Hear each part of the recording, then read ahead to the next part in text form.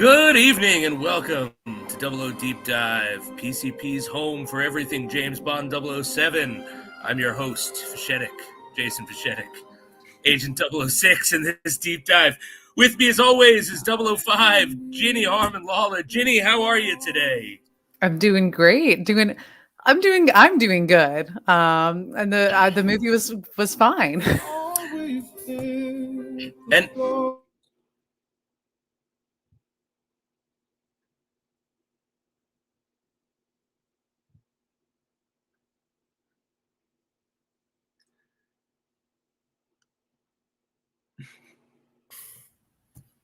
Thought it was me. no, it's me. I think my internet's gone. My internet's going out. It's good now. Okay, all right, here we go. We're back. All right.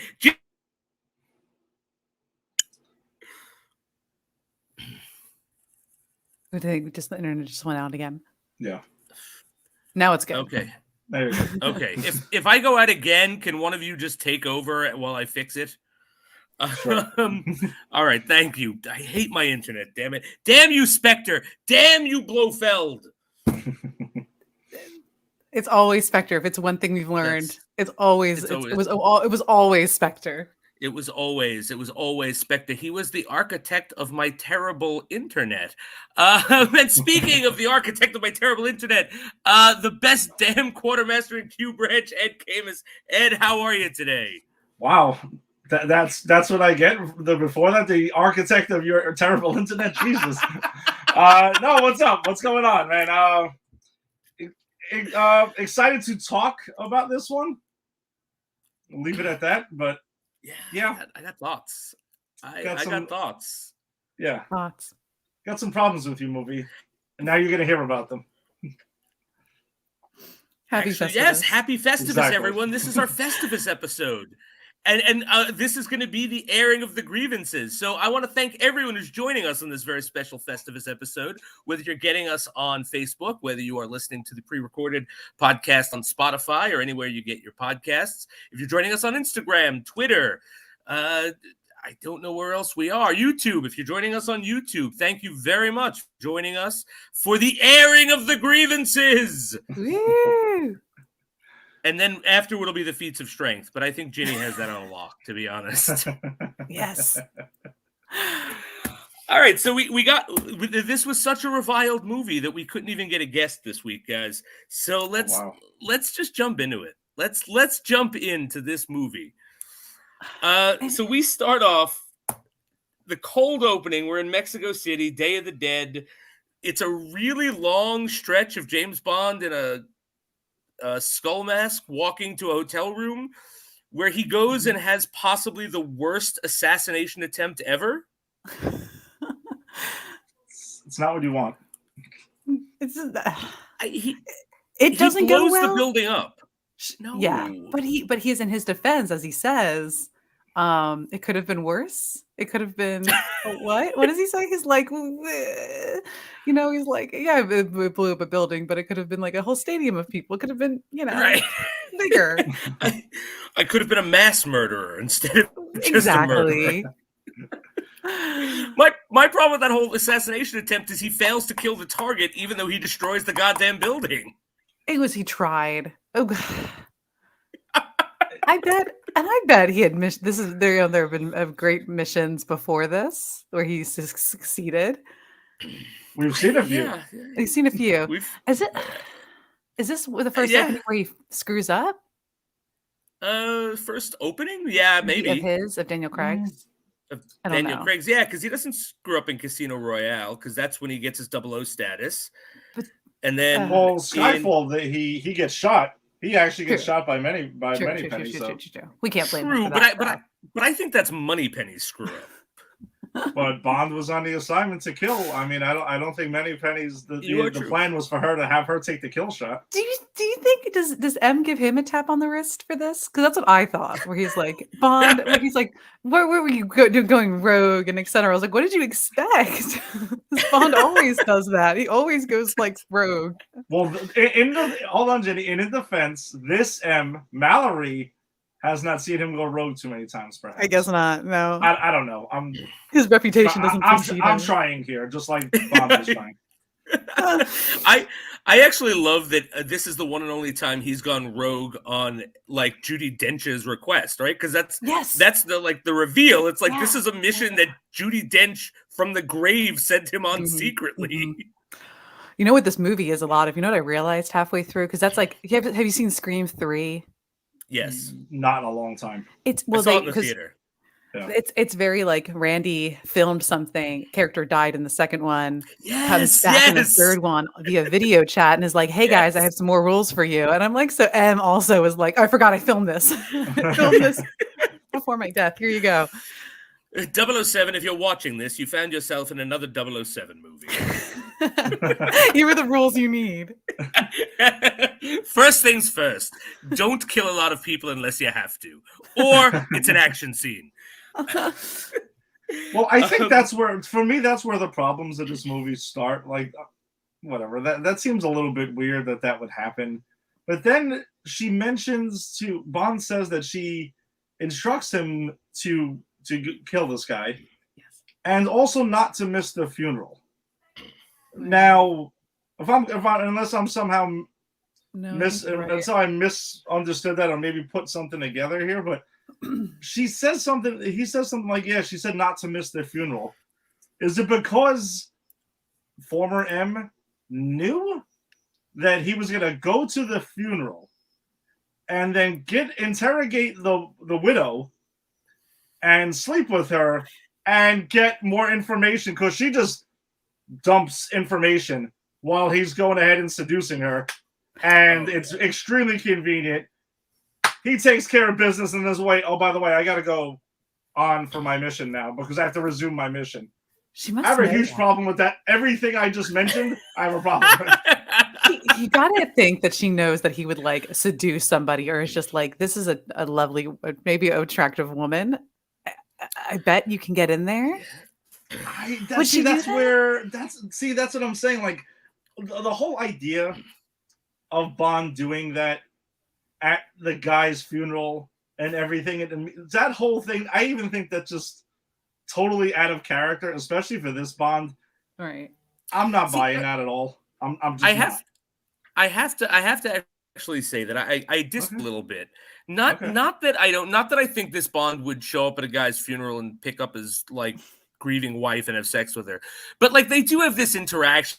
She's like, I'm grieving. He's like, no, you're not. You hated him. Like they're like, and he is using her. He is pumping her for information. I'm sorry, Jason, you're not going to do it. I'm like setting you up for your trademark line. Well, what did they do? They do get it on. More information. I love that is my trademark. I now have to do this every time I'm on any show at this point, right? Because now this is a multi-show thing that I just get it on for. You don't understand. During these discussions, I am looking for ways to set you up to watch it, to just even do it now. It transcends every fandom. But I do like I could see him doing it. Like it's not like he really seduced this guy's like loving wife and she had no idea what was going on. Like she was kind of involved and she had the information and there was no love between them. Like it wasn't as egregious as it could have been.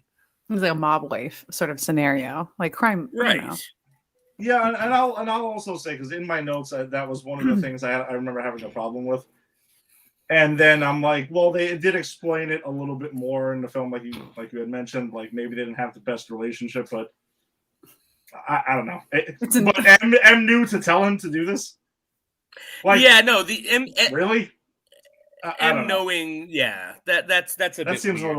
It seems a bit far fetched. So just to get back to the cold open real quick, he finds the Spectre ring with the octopus, leads us into the theme in the credits, which I don't know about you guys, but I think this is the weakest theme of the Daniel Craig movies, this song. I do too. Didn't it win an Oscar? Did it? That makes me mad about anything else, because I love Sam Smith. I love their music. I think it did. I mean, Sam Smith is fine. It's just like, this is no Skyfall. I mean, if anything's winning an Oscar, it better be Skyfall. Skyfall did it not? Yes, but then it's like not a stab in the heart, but it's like, I hate when I sing like, oh, that's like, we'll just give every Bond movie an Oscar then. I don't know. Yeah. Sort of. You know, I gotta look that up. How many Bond theme songs have won Oscars, or at least been nominated? I'm gonna look. Yeah, this one it won best. It won best song for the Oscars that year. It must have been a weak year. Was it a slow year? It must have been a slow. I'm thinking it's a slow year. It must have been a slow year. Yeah, because I agree with you guys. It's totally forgettable. I literally forgot about it when it was coming on. I'm like, all right, I got to take notes about the opening theme, and I'm like, what is this? And the visuals are very weird. It was like Daniel Craig's like naked in this fire. Are you saying what? Like Daniel Craig's hot now? Come check it out. This is what was going on here? The tentacles. I don't want to like. I'm not into it. I'm just not into that, and that makes me uncomfortable. And it's like, yeah, the tone of the song, and then tentacles, and I don't. A lot yeah, of it. I agree. It's like shirtless Bond with women on fire around him. Yeah. And then there's an octopus, and then there's like an half octopus, half woman, like a merpuss or whatever the hell you want to call it. Very Lovecraftian. Yeah, very Lovecraftian. And then you've got like the Blofeld, like I guess the character with the octopus head, and then you get like amidst all this weird imagery, you get like flashbacks of Vespa dying and Silva and like what? Why are we getting flashbacks? All the friends we lost along the way. In memoriam. In memoriam. During the Daniel Craig. In memoriam. I was just like, it's just a little cheap, a little cheap looking. The tentacles look great. I just didn't like them. I think this opening. No, I agree. I think that embodies it looks great. Yeah. I'm sorry, Jason, go ahead. Yeah, I agree. And then, I was going to say it looks great, but it does nothing. And I think that is this movie. It looks great and does nothing. And the lyrics are like not cool, like Chris Cornell doing like "No, arm yourself," or even like "Another Way to Die," which is like just like talking about Bond images kind of in the song, which is whatever. This one, it was like talking about like I love you and like I'm gonna protect you, like sacrifice myself for you. I'm like, you're not talking about that love story that's in this movie, right? Like that. I was like, just the Radiohead song my husband played for me that was supposed to be in the movie sounded amazing, melancholy, but like had matched the tone of like Dark Shadows, Something's Following You, like his dark past. I was like, oh, that totally matches whatever they were, the movie. But they didn't use it. I don't know why. Now, is it just them doing a cover of this, or is it a completely different song? It's called Spectre, and the lyrics are just kind of pretty standard. It's just like, almost like I walk alone, shadows, darkness, and it just sounds kind of, orchestral music, but then Radiohead, very Radiohead. Interesting. It's cool. I liked it. I'd never heard it. I'm not like a huge Radiohead fan, but I mean, if you had a song called Spectre and that's your movie, kind of like that's what they would just automatically choose. Yeah. Right. And it's like going, do we go Spectre or whatever the hell, the writings on the wall? Well, the movie's called Spectre, so let's write on the wall, shall we? Unless we change the name of the movie to the writings on the wall. Oh, that's not, I don't hate that title, though. Well, you know who I blame for the misstep in picking the song? Blofeld. Blofeld was like comes out. It was me all along. Academy Awards. He comes out, accepts the Oscar. It was Ernst all along. So all right, so the whole setup here for this movie is Bond is doing this rogue mission that M has left him to pretty much find and infiltrate Spectre, right? Like through the Pale King, who we find out is our good friend Mr. White, who last we saw who was in a trunk. My husband was so mad when he realized, he was like, oh, it was Mr. White. Because after watching all the movies, he was like, oh, they brought him back. I was like, yeah. But did Tom appreciate that he got to watch him die, like for reals? Guess I don't like that he takes himself out. I was like, I forgot about that part. I was like, I kind of like the first half of this movie, just like full upfront a little bit.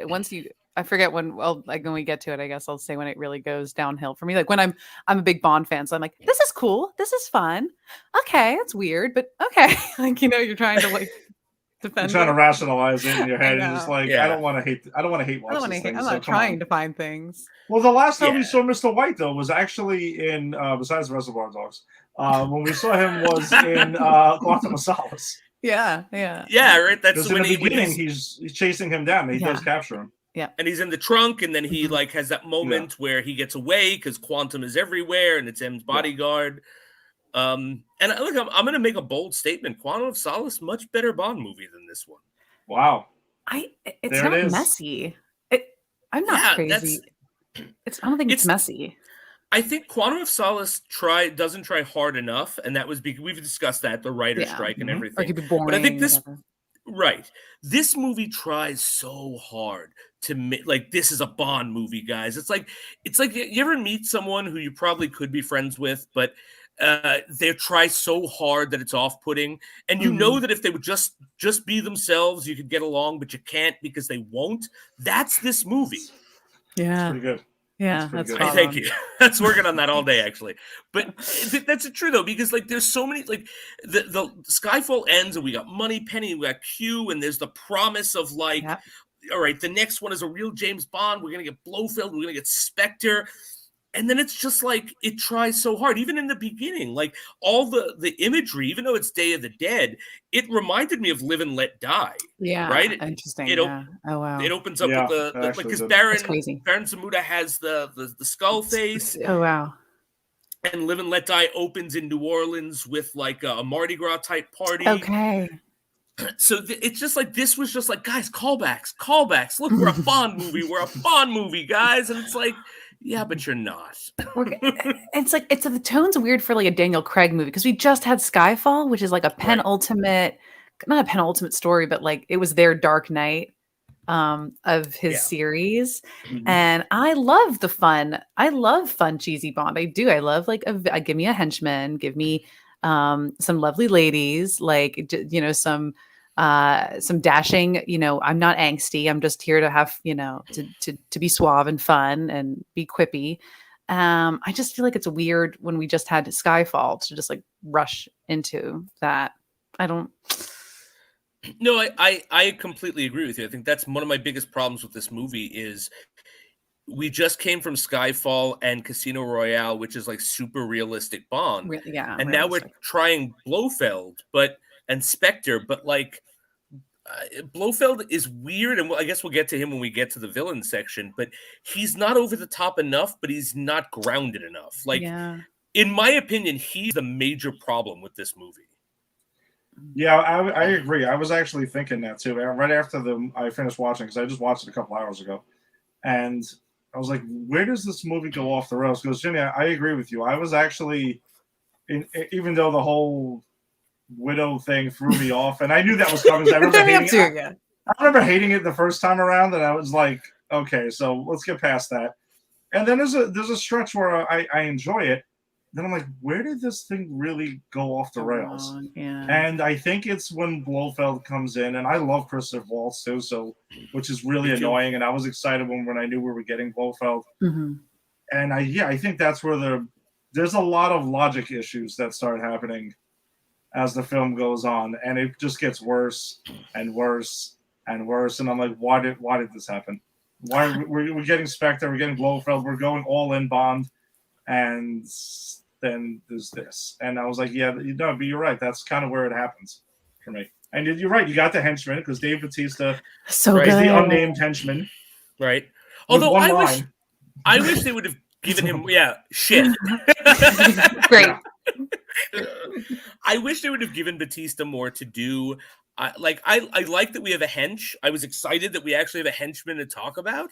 But like, he's in a cool car chase, and that's a cool car chase. I'm not going to take it away. I mean, he's chasing him after. So like to fast forward, so Bond goes infiltrates Spectre, and this is at 44 minutes. This is my first problem with it. Blofeld just goes, "James, you're here. It's good to see you." I know. It's like, what?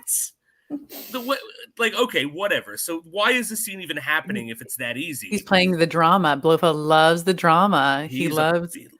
It's his downfall.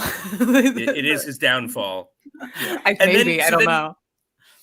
Bond escapes. Batista's like chasing him. Bond does this awesome thing actually, where like he hops up on the car, but he jettisons out, and he like the car goes into the water. Everyone thinks he's like in the water, and then he parachutes down, and he's fine. I think that's a super cool Bond move. Yes. I just wish there was more Batista stuff. Like we've seen Batista now in Guardians of the Galaxy. We know that he could be funny.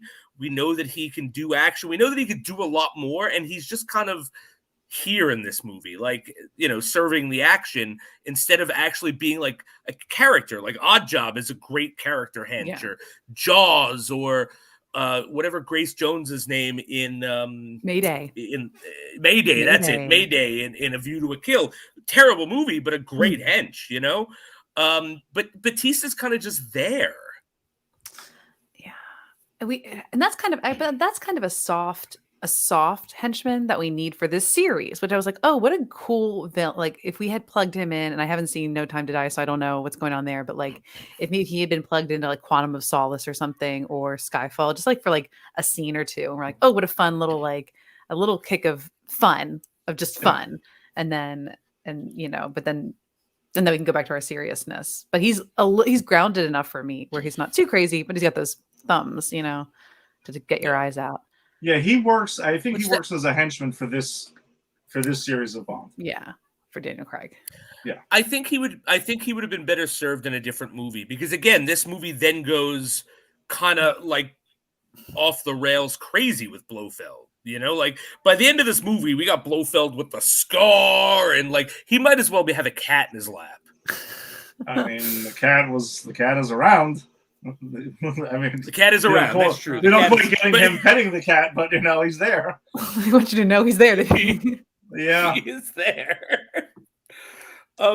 So the whole. All right. So let's actually. You know what? Screw it. I don't know why we're tiptoeing around it. Let's get to Blofeld. Let's talk about the villain and the plot. So Blofeld's plot is to be the architect of your suffering, James Bond. I mean, that's pretty much it. It's a personal vendetta because Blofeld's like his brother. Like this is where I remember. Brother. Like he tell you that it was my father who took him in and raised him, and he gave him too much attention, so I killed my father. And it's like, what? That's where things go off the rails. It's very Good Son, like. No, exactly. Look, great other movie. Give me the movie where Blofeld and James Bond are in The Good Son. Growing up, And you just see the like craziness of Blofeld, that would be fantastic. But like this literally reminded me of the scene in Austin Powers 3. Yeah. Where Dr. Evil goes, "We're brothers." But I'm stupid. I mean, I'm stupid. I was going to ask you, Jason, just I don't know. I know I've seen the older movies with Blofeld, but I don't remember like backstories or like major lore. Because I'm in the books, is that like did Austin Powers rip off any Bond lore to do the Gold Member? Because I was that's what makes it even worse. Yeah, it's like what it looks like is the Spectre had been like, I can do Gold Member a little better, and then this is what it's like. I was like, oh, that's a joke. I think I'm watching the theaters, probably leaving that going like, does anyone else, was that like Gold Member? Like kind of like turning to my husband going, that was like Gold Member, right? Yeah, I think this is one of those situations where you force the arch nemesis to be connected to the hero too much. Like, and Jason and I are going to be talking about Batman 1989 like in a couple of weeks, but it was like, it kind of reminded me of that though. Like when they made the Joker kill Bruce Wayne's parents, like that's totally unnecessary. Like, why are we doing this? This was I think that actually plays better than this. Yeah. This is much worse, but it's what I mean. But it's one of those forced connections to the hero where it's like, why can't they just hate each other? Why can't Blofeld just come up with some other reason he hates Bond, or maybe it's not a personal vendetta? You don't need to make it that. Why can't he hate Bond? Because Bond literally destroyed 3 of his agents and screwed up some of his money making. Or his major. If this is a whole plan, that's why he hates him in the movies. Yeah. Yeah. It's very. It's Scream 3. But he's talking like. where it's the guy who was like the worst villain I in the love that Scream series, is like, oh, I did it all. Like I set up Billy Loomis, and I told him, you ruined the first one. Then if that's the case, because I liked the Yes. like like Silva. I just kind of like that Silva had his own agenda going on with M, but he was totally attached to Blofeld, as this movie posits. Yeah, right? I didn't like that at all. What's that? Was just part of one of his agents, right? I think it was just that because they don't really get into like. That's one thing he says. It was I'm the architect of all your pain the whole time, but he doesn't really get into how. Yeah. Like, so how did you tell? Did you like whisper things in Silva's ear to piss him off at M, and that's what happened? Yeah. Like, is that what it was? Like, you just what did you do? Did you make sure that like first villain in Casino Royale. Lashif. Did you make sure Lashif sucked at cards and was a shitty gambler? what did you do there? You know? Like, what did you do in Quantum of Solace also? Like, what did you do with Green? What was your connection with Green? Yeah, did you give Green a complex? Like he had to like save the Earth and everything like that? Like, what the hell? I started the writer's strike, Mr. Bond. Yes, you had a good script. Everyone was excited at the Casino Royale. The writers need to get paid more. Yes. I said to the writers, you should want to get paid more, and if you don't, you should go on strike. And they did, Mr. Bond. I was the architect of your shitty movie. I told the writers you should request $1 billion for all your writing of Quantum of Solace. Oh my god. But that's what I'm saying. It's so vague. Like, how were you connected to all these people? When you just gave them a ring and said, you're part of Spectre? That was your plan? Like, I don't know. It's a pretty shitty plan. It is. Again, it should have just been like Bond is working his way up the ladder.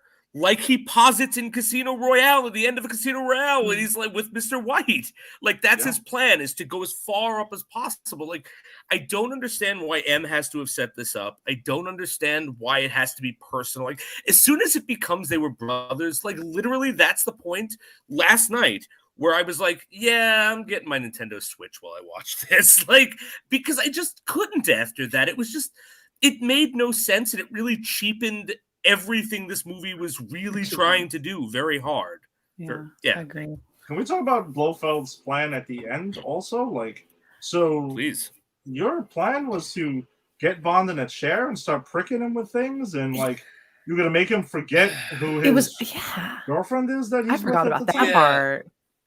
The torture. What was the deal right there? Because it also didn't work because he was pricking him. And nothing happened though. He still remembered her. He's still like nothing happened. Cat runs by for no reason. Cat.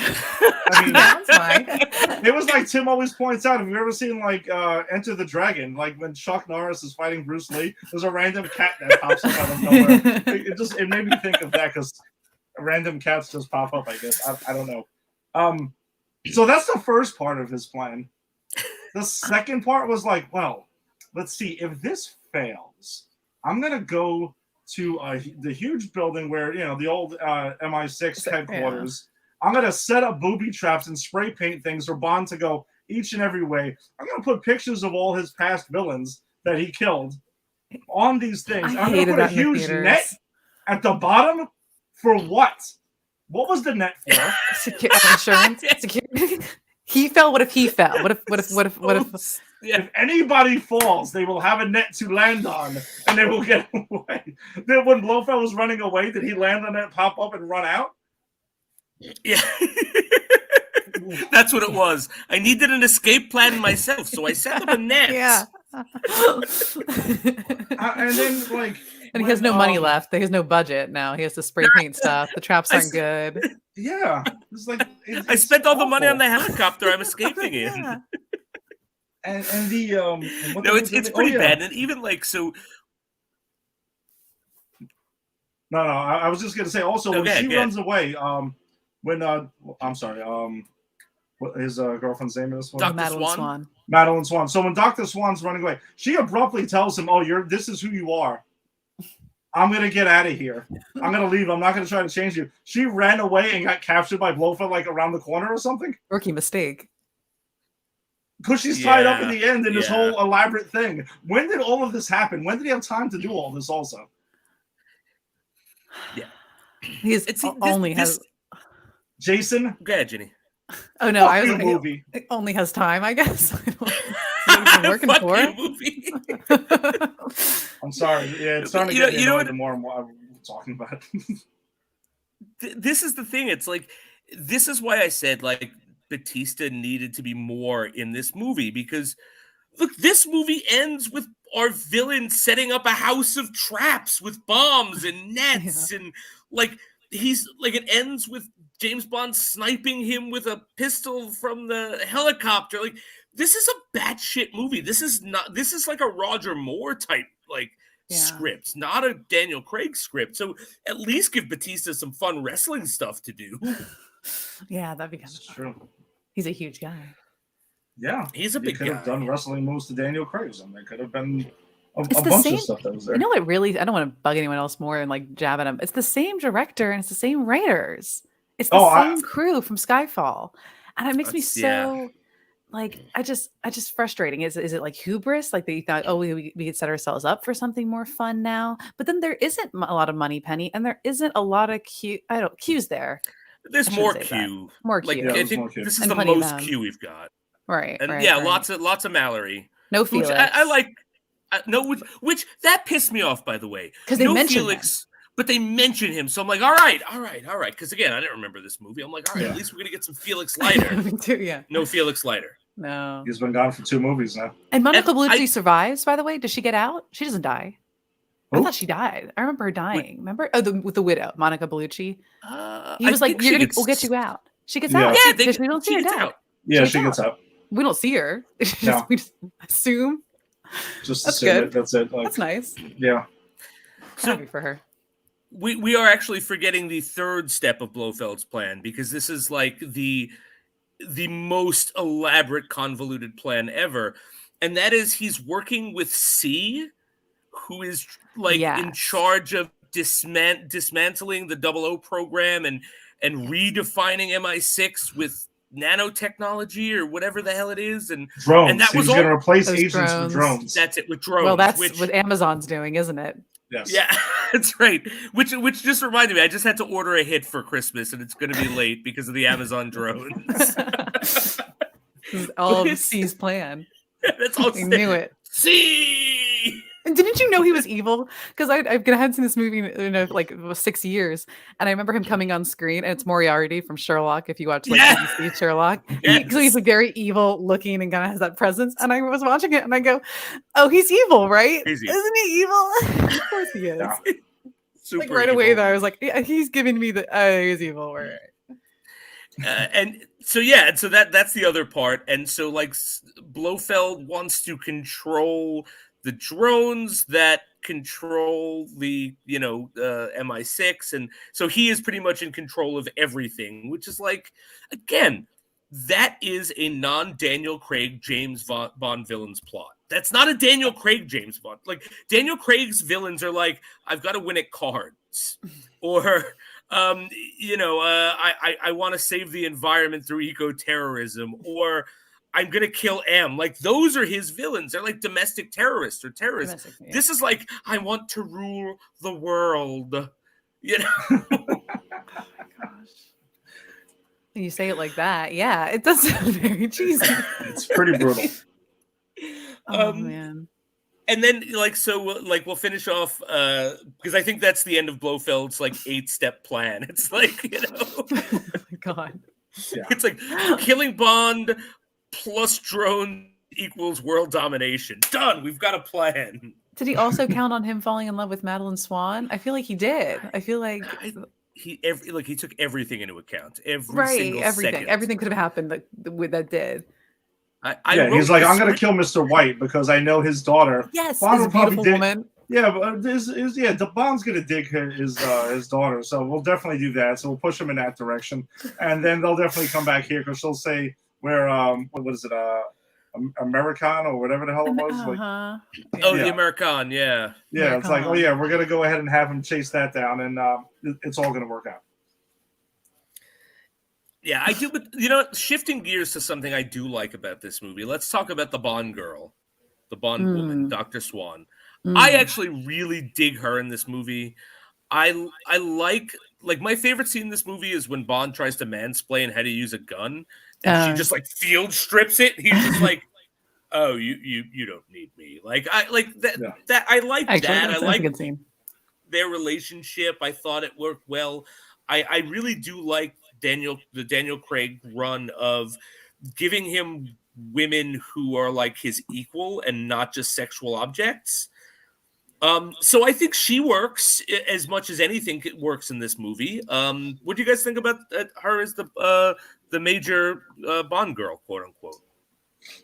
I think there was actually something I like her a lot, and actually both films that she's in, because I mean, spoiler, she's on the poster. Yeah. She's in No Time to Die. So I think it kind of actually reestablished why she does what she does in No Time to Die better for me. I can see why Bond would, continue that relationship that leaves off at the end of this movie. Because a lot of times it's just like, oh yeah, the next movie comes and you have no idea what happened and you just move on and that's about it. And she also does drop a line that is a huge setup for the plot of No Time to Die. When she in that scene, I think it is, the scene you were just talking about, Jason, where she mentions, oh yeah, when I was a kid, there was a person who came to kill me, and like my father left a gun and everything like that. That whole thing, that's the beginning of No Time to Die. Yeah, okay. That's a huge plot point in No Time. Oh, interesting. Good thing I watched this movie. Totally forgot. Yeah, I totally forgot that this was pretty much branched off of that. Basically, that one conversation. So one could say the best thing to come out of this movie is the setup for No Time to Die. Yes. And I'm hearing good things about No Time to Die now, which kind of makes me, No Time to Die is infinitely better than this. Infinitely better than this. 100%. I wasn't a huge fan of this Bond girl. She was a little bland for me. Mm-hmm. I'm probably not a big fan of Léa Seydoux. But it's probably like she's smart. She's great. I like that she is pushing Bond away pretty quick because he was there when your dad died and you have a bad relationship with your father. He's tied in there. It's all grounded and like, no, you wouldn't. But then like she falls in love with him pretty quick. And I was at least with Eva, and again, back to realism Bond, where in this universe, Eva Green has clearly spent time with Bond for a while before they and even Bond says, I love you first. And she's kind of like taken aback, which is something and she, she's got her own issues. And, our next Bond girl, they kiss, but they don't even like have a relationship because that's not what that's for. There's like nothing going on really in Skyfall. So it's just like weird. I'm like, oh, why is she your like next great love? That I didn't see you do anything. Like I didn't see you earn that. So like, what did he say? What did something Blofeld says to her where he's like, yeah, did he tell you? I'm sure he must have told you about like Vesper Lind. I was like, no, I just met this man. Like, why would you tell me about his life? It's been like 2 days. I was laughing at that stuff where I was like, I just kind of, I was like, you don't know him.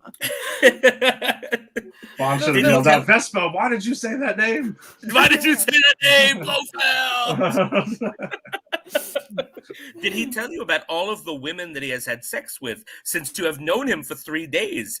I mean, because that's pretty much it. Like, why would he tell her any of this? I mean, like, no, like, I don't, but it's kind of like, again, drama. And what was the other thing was like, if I had shown up, I don't know where they got his white tux and her like great awesome blue dress, and it's like perfect picture scene. They both have martinis. I just thought if I was in that moment, they're both like quipping back and forth, and I would be like, this feels a little cliche for me in like this Bond universe. Even if I was in that great dress going, doesn't this feel a little cliche to us? Cheers. Like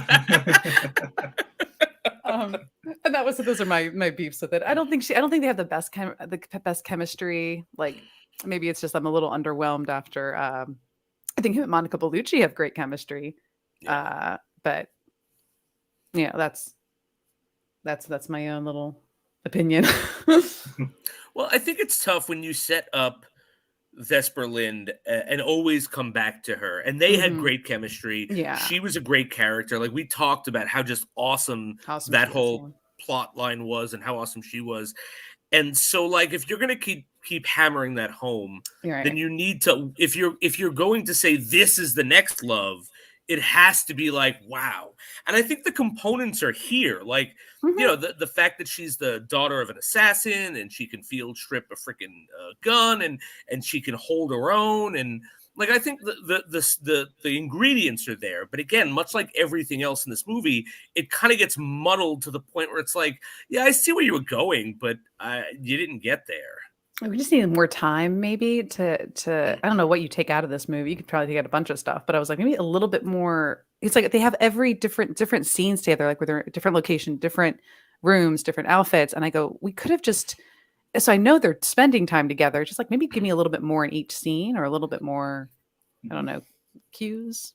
I don't know, something a little bit more extended between them, because I know that they're spending time together. I know they're traveling. I know they're together. I think we just need more dialogue. Yeah, show their bond, like no pun intended, but show their bond forming. Yeah. Oh no, I completely intended that bond. Sorry. You can take out the whole Monica Bellucci stuff. You How could, about that? Like that entire thing, you could have removed from the entire movie. Oh yeah. Yeah, he could have found out he could have found that out a completely other way. Moneypenny, because him and Moneypenny just are having great. Again, they have great chemistry, and I love the scene where she's like, where she is in bed. She wakes up, he calls her, and there's a guy in her bed, like you spent the night with, and he's like, "Oh, is there someone there?" And she's like, "Yeah, like none of your business." And he's like, jealous. I'm into it. I love it. I love that he's a little, jealous of her. I did like that. And I also, Moneypenny's one who goes to her apartment, right? Goes to his apartment, and it's just move in. It's like, no. But it's like, because it's the sparsest thing. It's like, it's an apartment that you would have like when you're just out of college and you have like $3 and a pack of ramen to your name. Is this the first time we see Bond's apartment? That's what I said. Yeah, I think it is. Him lived into it. I love that. I like that he's like, he's so, man, he's so like, everything is so sparse. Kind of reminded me of like Frank Drebin's apartment in The Naked Gun, where he's got like the spoiled milk and everything like that. I totally expected that to happen. This Chinese, they closed down 8 years ago. Oh, and you will find any excuse to get Frank Drebin in a conversation. Oh, come on. He's like one of my favorite characters ever. I love The Naked Gun. So. The Naked Gun. The Naked Gun's a great flick. Those are great movies. All of them. All of them. Even 33 of the Third. Yep. Ed and I went to high school, right? And Ed's favorite line, and we would just say this back and forth to each other all the time. Whenever things got awkward, he would just go, like a blind man in an orgy, I'm going to have to feel my way out. And he would leave. That's it. You walk your way out. No one questions it ever. Ow. So... All right, so let's get to Q Branch, because we actually do have some Q Branch to discuss, which I'm excited about, right? We get the nanotech, the smart blood, which tracks Bond's every movement, except it doesn't. He's like, hey, man, do me a solid. Don't follow me. And then what was the point of it? He does it because he's a good guy. I guess the point is so they could find him later on, but they could have done that any other way. Like, it could have been like a tracking device in the shoe. I mean, who cares? Why does it have to be smart blood? Yeah. Did he not activate it? What was up with that? Because he puts it on him. He puts it in him and he says, well, you've got 48 hours before it goes online, which is just to say he's lying. Like, he knows where Bond is at all times, because when Mallory calls him and says, where is Bond? He better be here. If he's not, it's your ass. And he's like, all right, Bond, get the hell back here. I need you back because I'm gonna get fired. So he knows where he is, but I don't understand how Bond convinces him to go against MI6 like that. Because Q's so new. He's like a newbie. He's pressuring him in. I guess. Yeah, because even Q says, he's like, I have 2 cats, I have a mortgage and everything else. Like, I can't afford to lose my job. But he's like, but you're Bond and you act nicely, so okay, fine. Right, exactly. Just don't steal the Bond car that I'm going to give to 009. You stole the Bond car. I was going to give to 009. Why did I tell him about the Bond car? In one piece. Oh, right. Which actually I did like that line because it was a callback to Leslie, or oh god, I forget his name, but the original Q. We get like, because he always says, bring it back in one piece, Bond. Right. But you see the hull of the Aston Martin from the last one, and he said, "I told you to bring it back in one piece, not bring back one piece." I thought that was really fun. That was good. That's great. Yeah. Yeah, and then we get the nanotech, we get the Bond car, and we get the watch, which doesn't he say it just takes time? Did I miss that it was an explosive thing up until he uses it to blow? He does a quip where he does mention that besides it taking time, that it would explode. Mm-hmm. Oh, okay. He does say that, like wink, wink. He says it, but yeah, the car is awesome. By the way, I think it's definitely the coolest car in the Bond, and I mean in Daniel Craig run. Yes. Sure. And I love that he tries to get the guns out, and there's no ammo. Yeah. Actually, hold on. I'm going to take that back. It's not the coolest car in the Daniel Craig one. It's the second because No Time to Die happens. So. See, this is cool now that we can introduce. This is what I like about the fun part of Daniel Craig. I want, like, you want that. Like, I want cars. I want the fun because it wasn't existent really in... I mean, yeah, no, there's zero gadgets, and they worked their way to get to this. And the reason I'm mentioning it is because it was in the trailer. So that's why I'm not spoiling anything. It was in the trailer, so you know that the car does something. I think actually, yeah, there's a little... There you go. I know. I'm gonna tiptoe around it still for another bit. I'm not gonna be shocked when the car shows up. It's not like no way home. Spoiler alert: Bond might have a car that does something. Ginny's gonna be watching it. It's gonna happen. She's just gonna go. Blofeld! They don't do this! This is part of Blofeld's fantasy to get Ed on the damn Spectre episode and have him spoil it for me. I am the architect of the spoilers. I put Eddie and Jason together and got them to invite Ginny so they could spoil No Time to Die. Ooh! Haunting me. I come with the 5 o'clock shadow. I'm just angry. God, and just one more thing about Blofeld, because he really obviously does piss me off. As much as I love Christoph Waltz, Christoph Waltz is doing a terrible job in this. Like, it's not his fault. It's the direction, it's the writing, but it's like this is pretty bad. He's like, even the acting, I would say. Sorry, Jenny, go ahead. I said I think he's underplaying it because I'm like, I remember it's like, because everyone loves a good Christoph Waltz villain, like we love him as villains, and they just watched it because he's not going like Hans Landa or his, I don't know, like Water for Elephants and other villain parts. He is underplaying it, and I'm like, it's just not fun. Like, I want to be more gleeful or more insane, and you're just kind of not. Yeah, even when. So getting back to the watch, so that's how Blofeld gets a scar, because as you had mentioned, Ed, they have James Bond in the memory erasing machine where they just stick needles in his neck and eventually it erases his memory, and then it doesn't work. And then he throws the watch and it blows up in front of Blofeld. The next time you see him, he's got like the scar on the white eye, which I think looks terrible, by the way. Why wouldn't he be burned? Yes. Why wouldn't it be horribly scarred? Why would it just be that one scar like that from the explosion? Like, yeah. Two-Face, yeah. Two-Face. I mean, so Bond, what's going to happen is I'm going to flip this coin, and if it's heads, you win, and if it's the bad heads, I kill you. He's really going to get burned, and he's going to invade Bond's dreams with a razor glove, and then it's really going to get crazy. Those are the only burning options we have, obviously, in film, because that's all that works. Welcome to prime time, bitch. I forgot it was an explosion of flame, and then he shows up with the scar because he has to get it somehow. But I was like, maybe shrapnel just got him in the eye.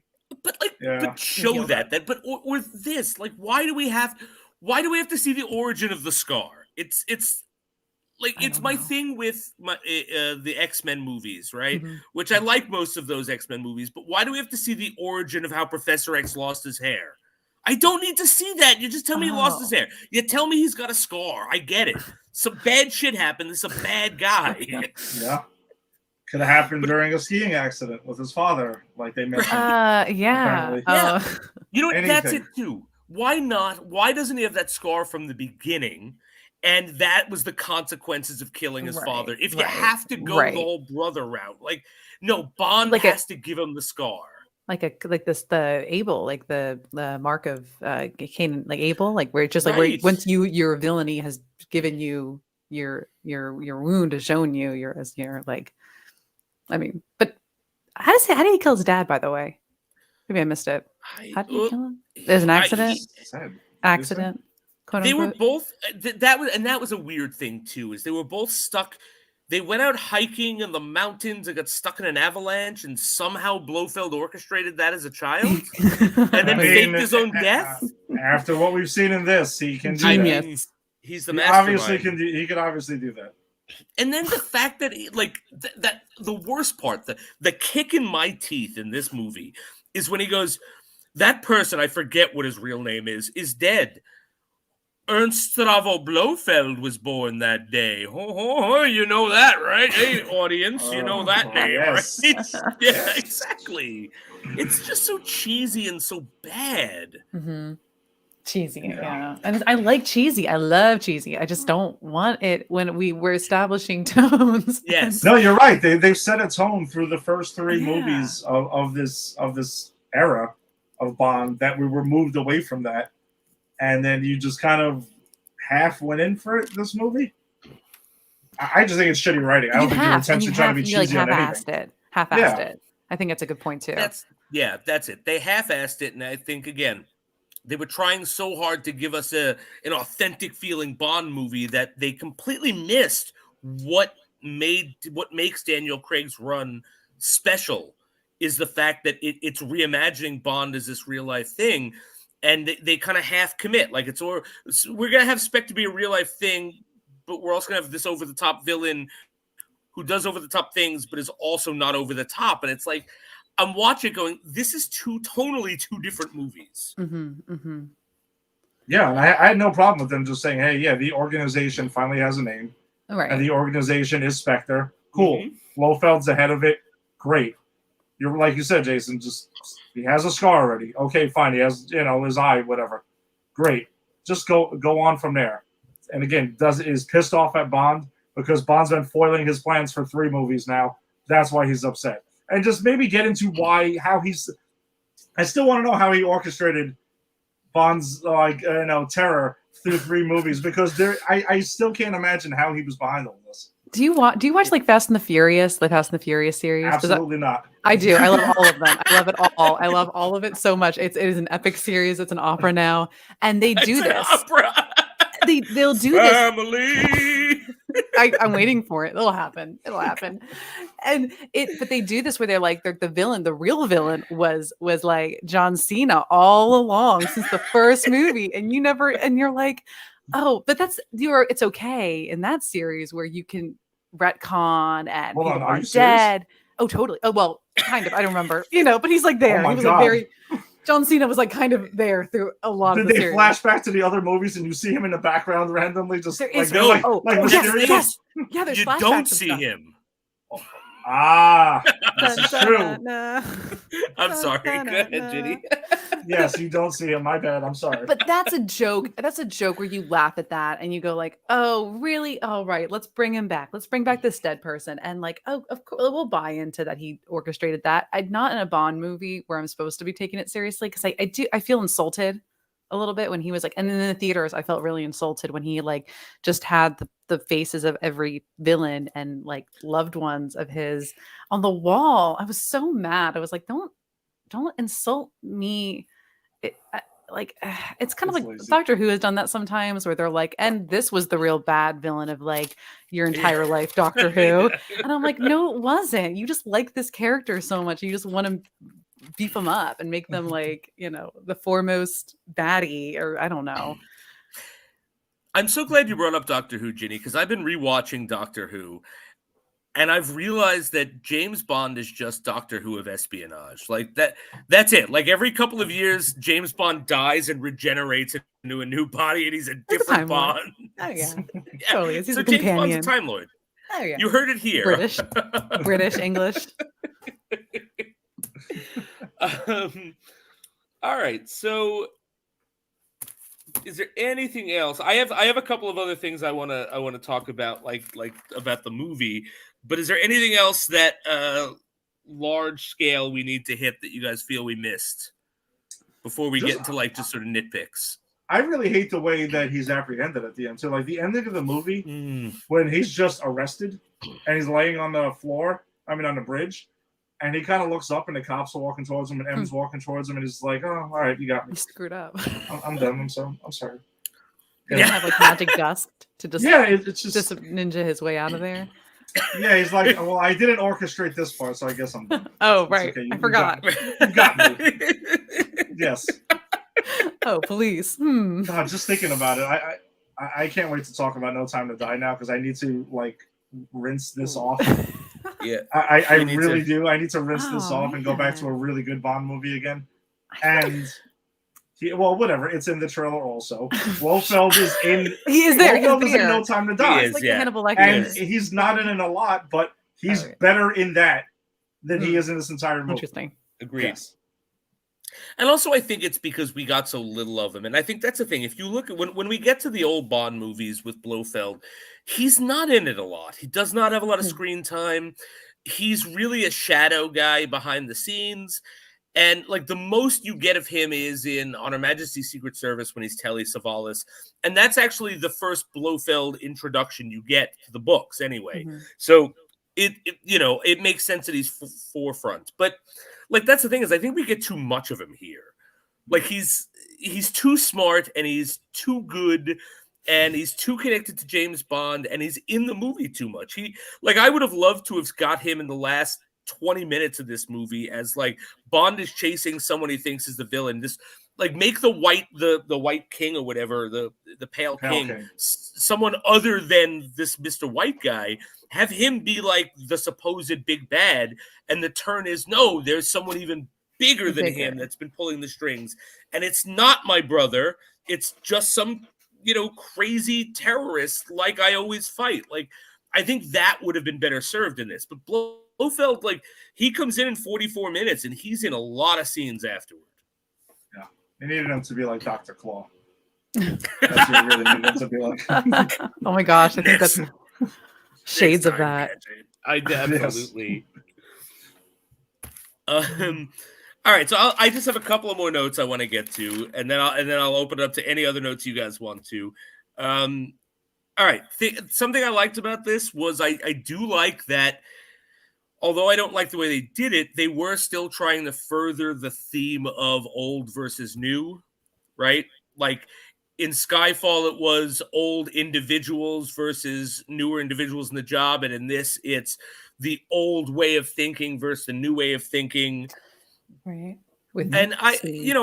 I like that they tried to push that theme. I don't think it worked that well, but I appreciated it was there. I like the line that M has, a license to kill is also a license not to kill.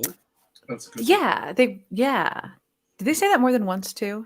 Is that kind of true? Because that line hit me. But then I don't remember it from the first time I watched it. But this time I was like, oh yeah, ew. Nice. Yeah. I think it was just the once. I think it was just a great line. It is, and I think like that's the only thing that makes me go, I get why he doesn't kill Blofeld. I just, as you said it, like there should have been a way to let him live, but actually justify his capture, not just I give up. No, The net saved him too. Oh, okay. I wasn't the only one. It did save him. Yes. I never could have seen that coming. You see, James, I also rented this to the Flying Graysons, and I would not want Dick Grayson to lose his parents.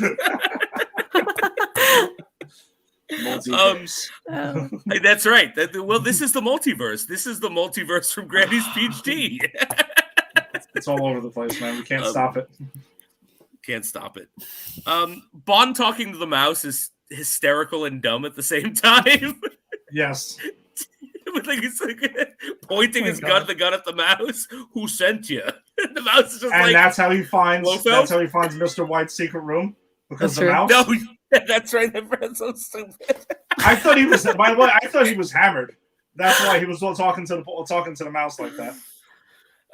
Which this is the only Bond movie in the Daniel Craig run that we didn't see him sloppy drunk. He's pretty sober. Because they don't even drink the martinis because Batista comes in and stops him, That's right. Batista he's a killjoy in this. All right. Worst line in the movie, and this is really stretching. Like, this is a big contender.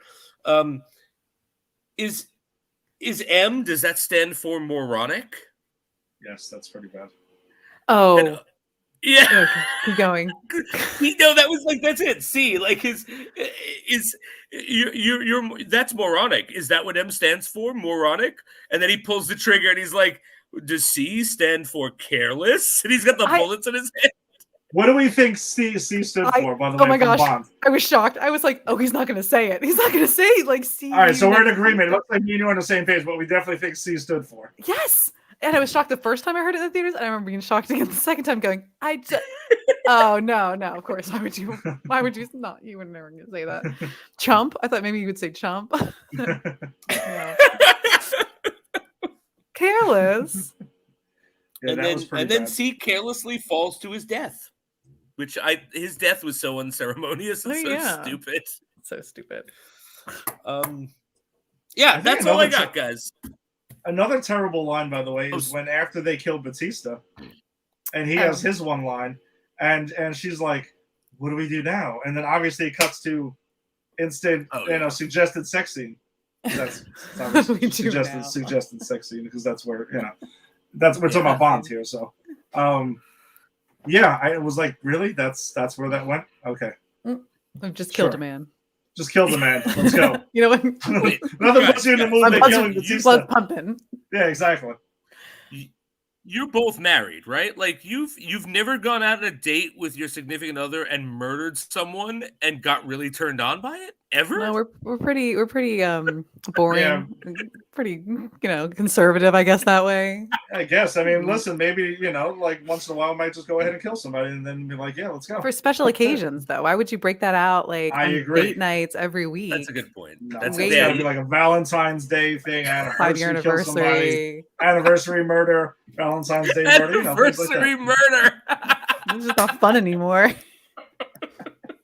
Oh, that's great. Good horror movie. Oh, but I agree. That was ridiculous. That was pretty brutal.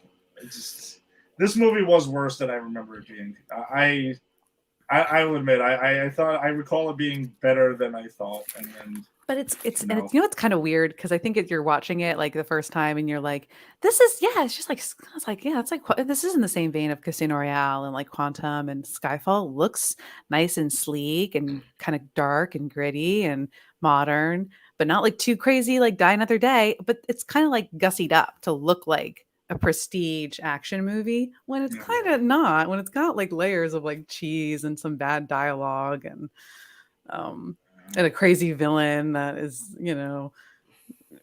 not pleasing. I'm like, that's what I think is like, it looks nice and mature. I'm like, but if you're not that, it's not totally. Yeah. It's like you took 3 cheesy Bond movies and you stacked them on top of each other and put a trench coat and a hat on. And went, look, it's an adult Bond movie, And it's really tall, so it's standing on top of Skyfall, so you don't realize that it's happening. But then you have that's right, because you just keep going. I'm just looking at Skyfall, and that looks cool. I'm not even looking at what's going up there. Yeah, like, oh, it's Sam Mendes. He's back directing his second Bond movie. Sure, but let's do this. And then you're like, Sam Mendes, what the did you do here? Yeah, like how? Like I don't understand how the guy who directed Skyfall directed this. Like. I literally would like if you told me the guy who directed Quantum of Solace directed Skyfall, I'd be like, okay, Skyfall had some. I mean, Quantum of Solace had potential that was unrealized, and Skyfall was great, so I could see that. But to go from like the best, in my opinion, of these Craig movies to the worst in one so are movie, you, Jason? Hold on, you're officially saying it. Skyfall, you're going over Casino Royale today. Okay. It goes back and forth. I'm with you 100%. When we actually sit down and do our rankings for Craig, which will be after the episode after No Time to Die, I might have to rewatch them both to figure it out. Like because they're neck and neck. Okay. I'm with you right now. Currently, Skyfall I have above Casino Royale, but maybe it's recency bias or something. I'm not sure. Right, but there's just so much. There's so much rich stuff in Skyfall that even Casino Royale doesn't match up to, and Casino Royale's brilliant. Yeah, but I think Skyfall is like it's such a good movie outside of it being just a James Bond movie. It's just interesting to even if you don't like James Bond, if you put on Skyfall, I think there's something there for you. Yeah, agreed. Totally agreed. And how badly do we just want to keep talking about Skyfall instead of Spectre? I want to talk about Skyfall. I want to talk about No Time to Die. I really wish I had seen. Oh, no, I don't. What do you think? Is it good that I watch it now as opposed to maybe watching, No Time to Die like a month ago and then having to rewatch this post 5 years ago? I mean, honestly, I saw No Time to Die in the theater with Ed, and I didn't remember this movie at all. So I actually did not remember that Swan was a character before. Like, they tell you that, so I just believed them, but I didn't remember it. Watching this now, it was interesting seeing the genesis of some of those characters. I am excited to rewatch No Time to Die, having who these characters are fresh. So I think it actually might benefit you, Ginny, that you're going in with this fresh in your mind. Okay. I agree, because also that line that I mentioned that from Madeline Swan, I totally forgot about, because I haven't seen this movie since it came out first on Blu-ray. I never go back to watch it since, and so it tells me what my mind really thinks about this movie. I know. I just didn't say like, "Hey, Spectre's on. Let me start watching it." Like that didn't happen. I totally forgot that was even a setup at all. I mean, I remember the character. Obviously, remember Blofeld. That's kind of it. That's all. And the ending leads right into No Time to Die, where they kind of just like ride off, and Bond again is like, yeah, I'm out of here. I'm quitting. I'm quitting again. I don't know how many times. Again. We should definitely write down how many times Bond quits or retires or is left for dead throughout all these movies. I gotta imagine it's more than half. I bet. Oh, take a drink every time under and over retires. Oh my God! If you do that with a vodka martini, you'd be smashed within like first 3 movies. Chug a martini. What? And did they also? Here's another thing though, because I remember at least in Skyfall, they really almost feel like it should have stopped after Skyfall, because they're like, "You're an old man. You're an old man. You can't keep up with us anymore. It's been a while. You've had so many missions with us." And now he's fine. He's like back at it, and I don't know. He's like great. He's strapping. He's like doing all the crazy stunts again. That's actually a really good point. And Emma's just kind of like, "Come on, Bond, you can't just keep running off." And he's like, "That's what he did. That's what he always did." And then then you told, I don't know. It's weird because he's like, it never ever happened. Nothing ever happened. That's a really good point, because the whole thing in Skyfall was you're old, you look like shit, you're an alcoholic, you can't shoot anymore. You can't keep up with us. Your mommy MS to lie for you. And this like is what, like a month after M's death? Like, it's not too much longer after the Skyfall. Yeah. And he's like, "Yeah, I'm fine. I'm doing lots of Bond stuff." Hey man, he got back in the gym, he recommitted. Maybe he got one of the MCU trainers to help him work out. He wasn't that bad in Skyfall. No, absolutely not. Them telling him that he was washed up was obscene. That's crazy. Yeah, come on. It's ridiculous. Half of those people wish they were in the shape that he was in that movie. Kidding me? Like, I wish God, he's older than me, and I wish I was in the shape that he was in that movie. Like now, I mean, Jesus. He's a hot guy. It's easy just to do it from your Ralph Fiennes, and you're just like, "Come on, get back into shape, step up." And, what are you doing, Ralph Fiennes? Nothing. Jason, we're going to see Ralph Fiennes tomorrow night. Is that tomorrow night? Well, we're going to see Kingsman tomorrow night. Kingsman. I didn't realize that was tomorrow night. I got to go remind my wife, because I forgot about that. Thank you for the reminder. Well, let me know if that changes. No. I'm good. I just forgot about it. I was actually thinking, though, because I know we were chatting about what other movies were possibly canon. So I'm just saying, are we going to see what M. Mallory was up to before he takes over as M? Oh. Are we going to maybe just cross this over in our own minds since we're all going multiverse now? Be like, well, this was the origin of Mallory, actually. Oh, I kind of like that. It's a secret agency. Ginny, I think that means you have to be on our Kingsman episode of Granny's Peach Tea. You know what I love though, the Kingsman? I love the second one. But is that the bad one? I like that. I love that one. That's so bad shit. Ginny definitely has to come on now because we need a defender of the Golden Circle. We do. It's such a man. Those movies are weird. They're really weird. They're completely like they're crazy, crass and like all over the place. Yes, crass. Yeah. I love the first one. I was highly disappointed by the second one. That's fair. But I'm gonna rewatch it though and maybe it's better than I remember. I was being too tough on it. I don't know. Let's loosen up a little bit. Yeah, maybe I watched it once in the theater. Do something else. Maybe it'll make more sense. I don't know. No, I watched it once in the theater. I never went back again. So this is actually, the second time I'll be watching it. So I have to say that both Kingsmen for me were airplane movies. I watched them both on airplanes. Those are good. I feel like those are I don't know. Yeah, but that I know, good or bad. That's how I watch them. So let's see if my opinion changes when I rewatch them for Granny's. Hold on, as in you were on a plane and you're just scrolling through their movies and you're like, screw it. This looks interesting. Yeah, pretty much. Okay, because I actually download my own movies and put it on my iPad. And I'm like, let's see, what haven't I watched in a while?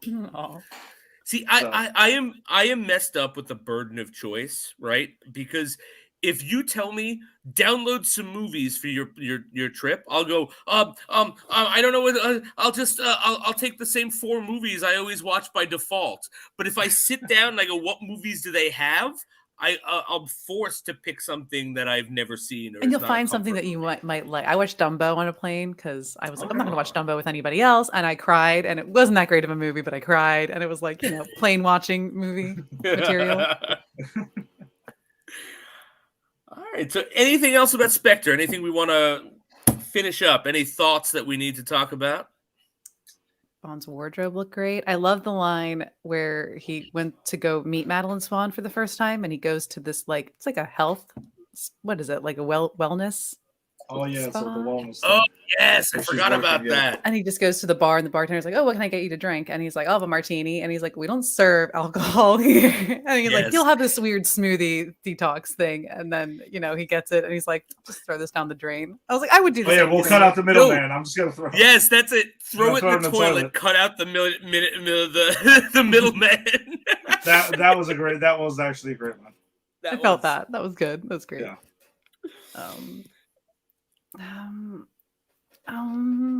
Man, I don't know.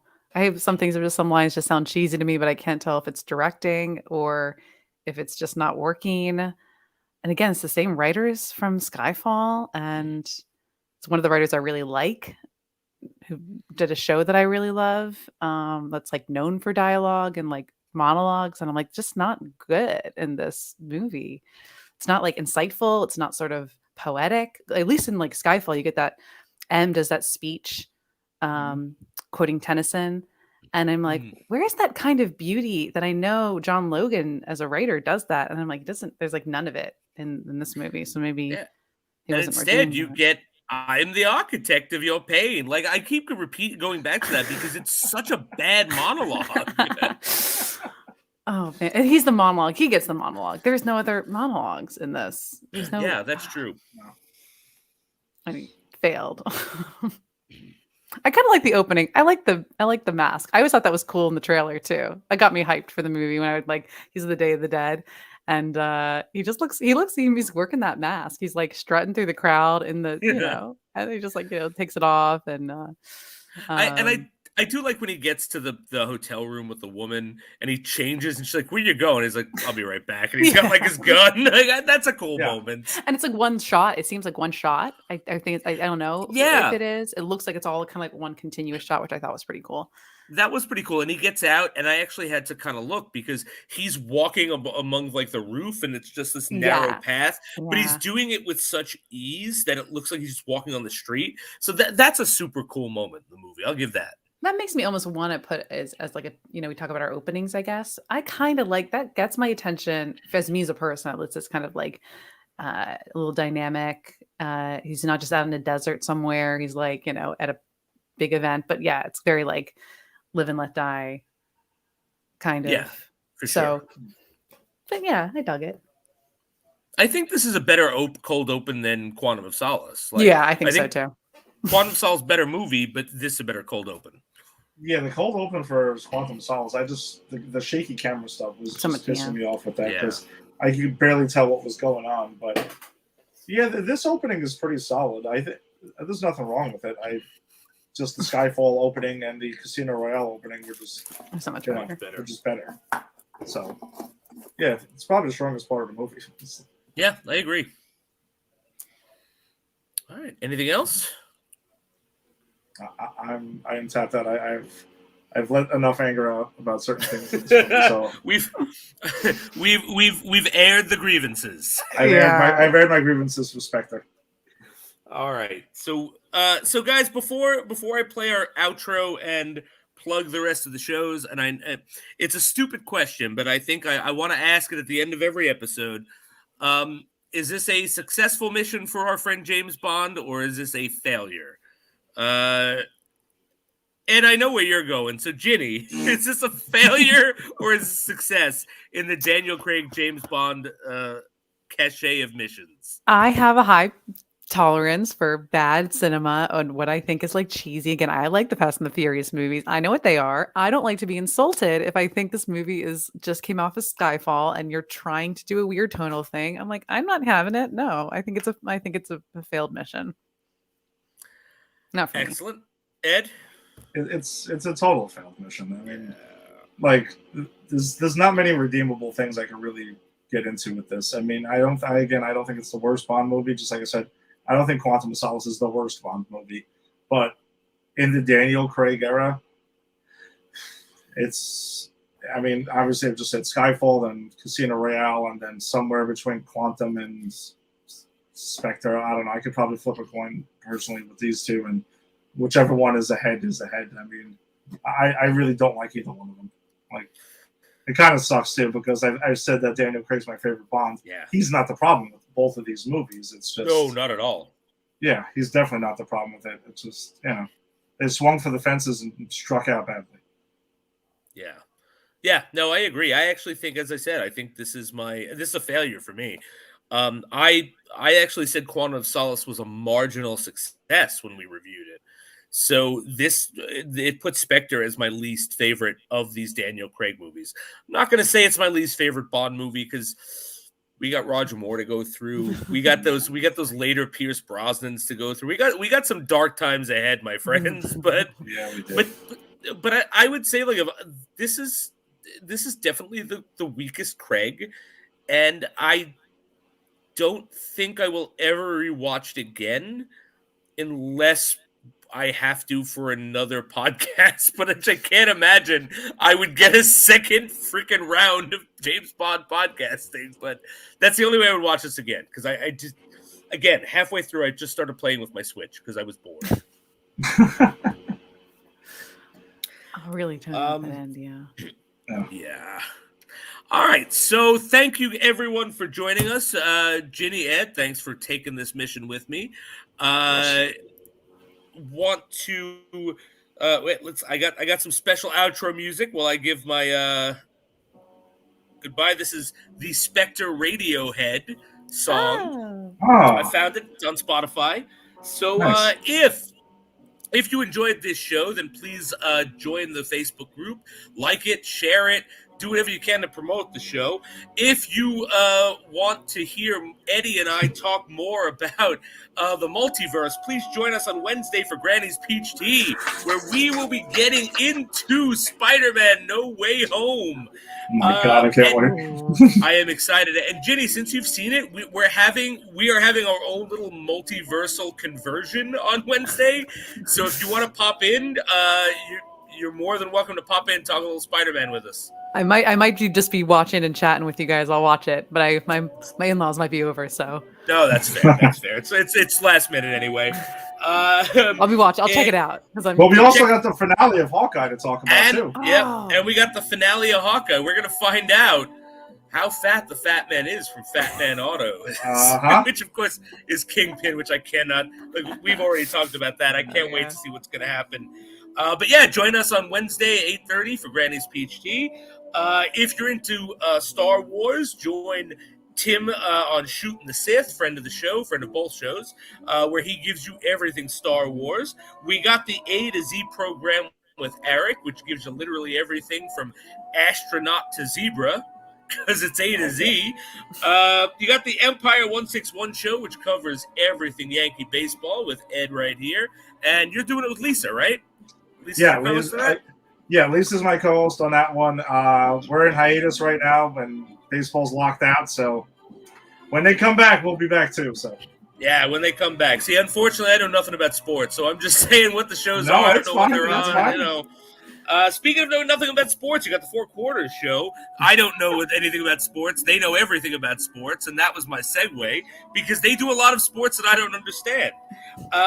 If you're really enjoying movie reviews and want to get more into the movie side of Pop Culture Pros, Jada and Kyle should be coming back shortly, right? They're cooking up their next episode.